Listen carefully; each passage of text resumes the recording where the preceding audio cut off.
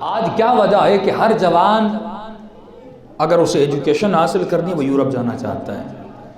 آج کیا وجہ ہے کہ ہم اپنی حکومتوں میں مثالیں یورپ کی دیتے ہیں، یو کے کی دیتے ہیں، یو ایس کی دیتے ہیں؟ کیونکہ انہوں نے ایک قوم بنائی اور سویلائز قوم بنائی۔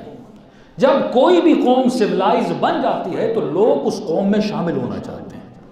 سویلائز مطلب جب اس میں تہذیب آ جاتی ہے، جب اس میں تمدن آ جاتا ہے تو ان کی اکنامک مضبوط ہوتی ہے، اقتصاد مضبوط ہوتا ہے، ان کی فوجیں مضبوط ہوتی ہیں۔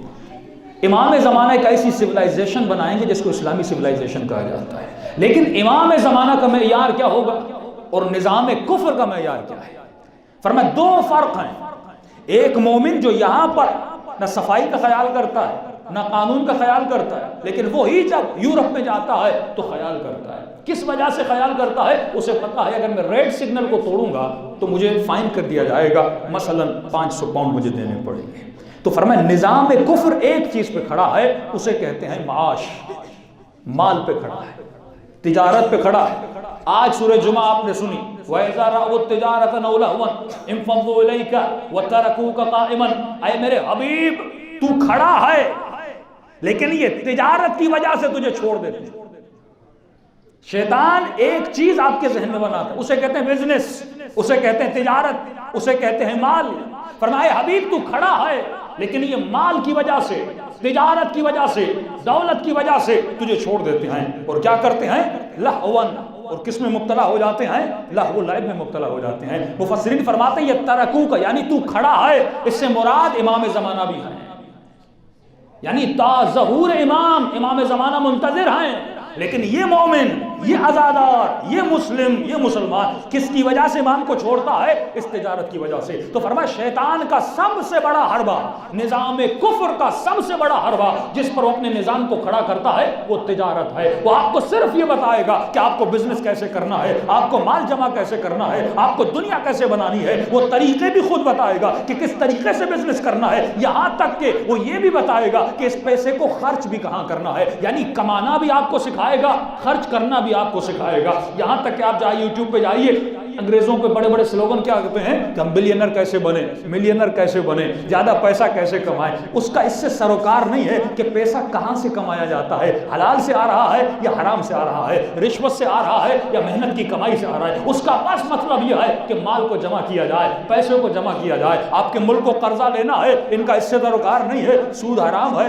سود نہیں دیا جائے، بس سروکار اس سے ہے کہ مال جمع کیا جائے۔ اور یہاں تک وہ یہ بھی سکھائے گا تمہیں مال کو خرچ کہاں کرنا ہے، یعنی ذرائع مال بھی بنائے گا، اس کے بعد خرچ کرنے کے ذرائع بھی بنائے گا۔ مثلا وہ سکھائے گا تمہیں ایک مہینے میں 1 لاکھ کیسے کمانا ہے، بس کمانا ہے، حلال و حرام سے اس کی کوئی سروکار نہیں ہے۔ اور یہ بھی سکھائے گا تجھے خرچ کیا کرنا ہے۔ وہ خرچ کرنے کے لیے کلب بنائے گا، وہ خرچ کرنے کے لیے فلمیں بنائے گا، وہ خرچ کرنے کے لیے ذرائع زر بنائے گا، وہ خرچ کرنے کے لیے تمہارے لیے زینتیں بنائے گا، وہ خرچ کرنے کے لیے تمہارے لیے ایزی لائف سٹائل لائے گا، وہ خرچ کرنے کے لیے تمہارے لیے تمام تر ذرائع کو خلق کرے گا۔ اب تو پیسہ بنائے گا بھی، مومن سوچے میں پیسہ خرچ کہاں پہ کر رہا ہوں، وہ ٹی وی پہ خرچ کر رہا ہے، وہ زینت دنیا پہ خرچ کر رہا ہے، وہ مال دنیا پہ خرچ کر رہا ہے، وہ ایسی جگہیں تمہارے لیے گھومنے کے لیے بنائے گا تو وہاں پہ جا کے خرچ کرے گا۔ یہ ہے نظام کفر، ایک طرف نظام الہی ہے۔ فرمایا وہ تمہارے دلوں میں ڈر پیدا کرتا ہے، پیسے کی وجہ سے ڈر پیدا کرتا ہے، تو قانون من بنتا ہے پیسے کی وجہ سے۔ تجھے پتا ہے اگر میں سگنل کو توڑوں گا مجھے پیسہ دینا پڑے گا، تو پیسے کو بچانے کے لیے تو قانون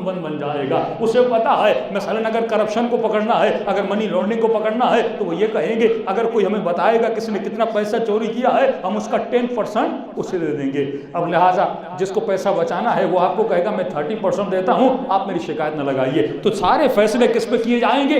عقل معاش پہ کیے جائیں گے، یعنی نظام معاش پہ چلتا ہے۔ دوسری طرف نظام الہی ہے، امام زمانہ کا نظام ہے۔ فرمایا وہ کس پہ چلتا ہے؟ فرمایا امام زمانہ کی حکومت قائم ہوگی عقل معاد پر، قیامت پر۔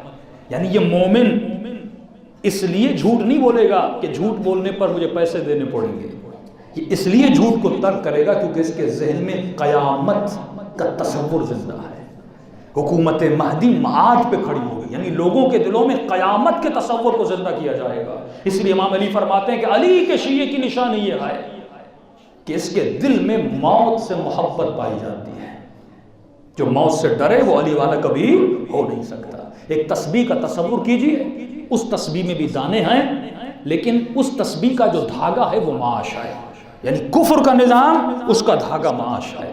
امام زمانہ بھی ایک تسبیح بنائیں گے، اس کا دھاگا کیا ہے؟ معاد ہے، وہ اپنی پوری حکومت کو معاد پہ کھڑا کریں گے۔ اب شیطان کرتا کیا ہے؟ جب اس کو نظام الہی کو توڑنا ہے وہ اس دھاگے کو توڑ دیتا ہے۔ وہ کون سا تصور ہے؟ قیامت کا تصور ختم کر دیتا ہے۔ آج امام سے پوچھا کہ مولا لوگ گناہ کیوں کرتے ہیں؟ امام نے فرمایا کیونکہ قیامت کو مان تو رہے ہیں لیکن قیامت پر یقین نہیں ہے۔ اگر اس کو موت پہ یقین ہوتا، اگر یہ جانتا کہ مجھے ایک دن مرنا ہے، یہ کبھی جھوٹ نہ بولتا، یہ کبھی گناہ نہ کرتا۔ تو فرمایا انبیاء الہی نے لوگوں کے دلوں میں معاد کا تصور زندہ کیا۔ امام حسین نے کربلا میں شہادت کے تصور کو زندہ کیا کہ ان کے بھتیجے ہیں جناب قاسم، ایج کیا ہے 14 سال ایج ہے، لیکن پوچھتے ہیں کہ اے میرے بھتیجے کیف عندک الموت، تمہارے لیے موت کیسی ہے؟ تو کیا حسین جملے فرماتے فرماتے چچا احلا من العسل، میرے لیے موت شہد سے زیادہ میٹھی ہے۔ تو آج ہر مومن کو دیکھنا چاہیے کہ میں زندگی میں جو فیصلے کر رہا ہوں، میں اپنی بیٹی کی شادی کرواتا ہوں کس عقل کی بنیاد پر؟ معاش کی بنیاد پہ کرواتا ہوں یا معاد کی بنیاد پہ کرواتا ہوں؟ جب میں جاب کی سرچ کے لیے جاتا ہوں تو میں اپنی جاب کس بنیاد پہ لیتا ہوں؟ معاش کی بنیاد پہ لیتا ہوں یا معاد کی بنیاد پہ لیتا ہوں؟ خطیب کو یہ سوچنا چاہیے جب میں مجلس پڑھتا ہوں تو کس بنیاد پہ پڑھتا ہوں؟ پیسے کی خاطر جاتا ہوں، شہرت کی خاطر جاتا ہوں، دنیا کی خاطر جاتا ہوں یا قیامت کی خاطر جاتا ہوں؟ سننے والے کو سوچنا چاہیے جو مجلس میں سننے جا رہا ہوں اس میں مجھے معاش دیا جا رہا ہے یا معاد دیا جا رہا ہے؟ جب انسانوں کے فیصلے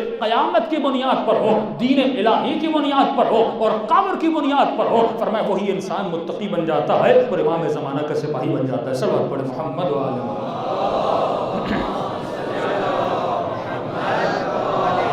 محمد وعجل